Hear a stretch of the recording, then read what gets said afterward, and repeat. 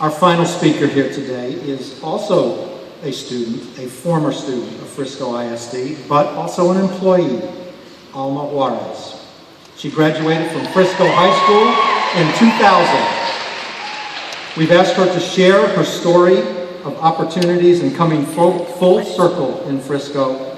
Before she does, I'd like to take a minute to ask all of you who have graduated from a Frisco ISD high school to please stand so we may see how many of you have returned to give back to this great community. Would you please stand?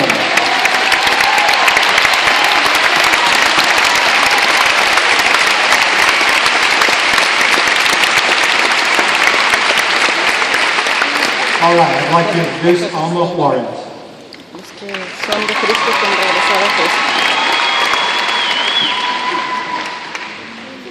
Good morning.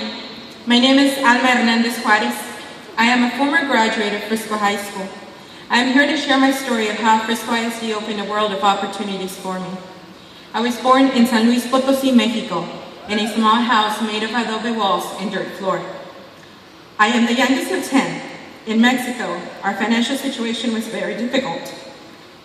My father was a mechanic who made just enough money for the family to survive. To help my family's situation, my mother started selling pomegranates and tacos on the street. I'm sorry. In order to help my family, my oldest brother decided to move to Mexico City at the age of 15. As we got older, there was a greater need for more money. It was then that my mother decided to immigrate to the United States to give us a better life and a better education. During her absence, my oldest sister became like my mother. I was only 2 when she was 20. Years passed, and I got to see my mother a few times. I remember that she would visit us, and I would go run and hide because I didn't know who she was. In the U.S., my mother worked in different jobs. By the time she had saved enough money to start the process to get a residence card, she was working at Hudson Industries in Frisco, Texas. I was 8 when we received the news that soon our family would be together once again. We arrived to Frisco in 1990. Our first house was in downtown Frisco on Oak Street and 3rd Street. We were a little crowded since by then my sister had gotten married and she had 3 children. You can imagine how crowded we were. There were 15 people living in a small house. My mother's goal was to give us a better life than that of Mexico, but most importantly, to give us a better education. Little did we know that yes, we had left our country, our land, our culture, our language, but in exchange we had arrived to a district that would shelter us, take us in, and give us the opportunity to dream big. 2 of my brothers were to start at Frisco High School. My sister Rosario would go, which was back then Frisco Middle School, now Staley. And my brother Miguel and I were to start at Rogers Elementary.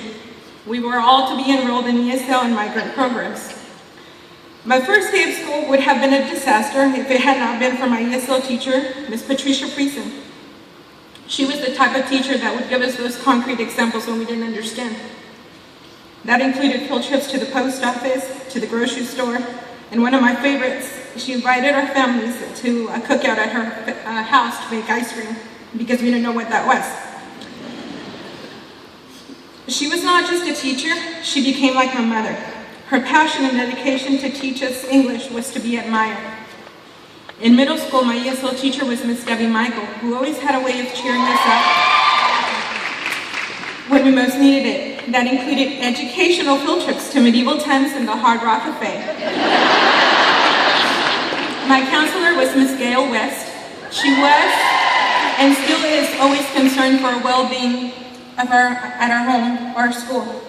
My Texas history teacher was Mr. David Watson, who always had a unique way of teaching, including shooting a pistol, which they don't do anymore. For a daily grade of 100, or sitting on the sideline for a 70. All this to give us the full life of Texas history. It was also fortunate to have Miss Sue Stafford as a study hall class teacher. The one thing that is dear to my heart is the memory of waking up every Christmas morning to find a plastic bag outside of her house full of presents.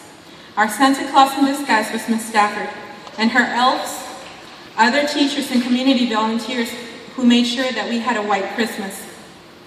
Education was important for our family, but we knew that a high school diploma was the only education that we could afford. My parents only finished elementary, and only 3 of my siblings had finished high school in Mexico. College was not an option for us.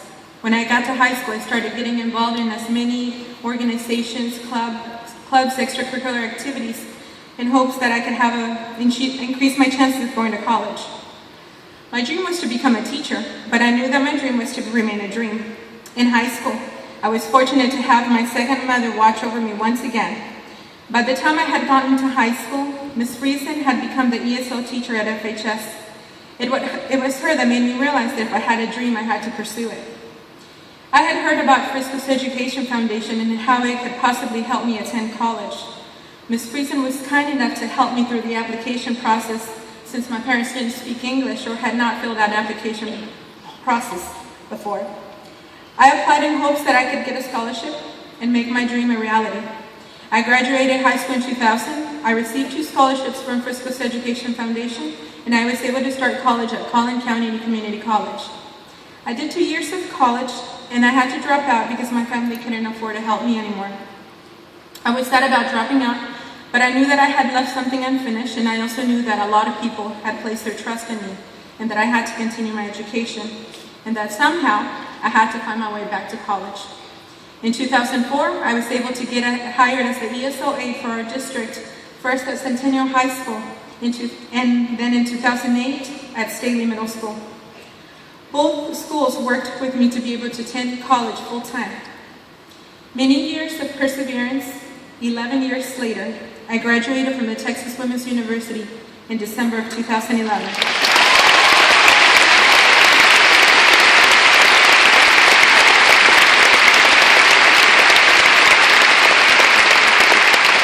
I became the first generation of my family to receive a degree. I was able to set the example for them. Today, I stand here in front of you as the ESL teacher for Frisco High School.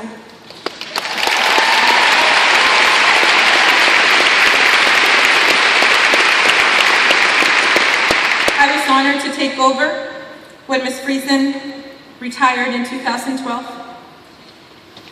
The district treats students like family because they open up the doors for us, especially students in financial need, by awarding them scholarships.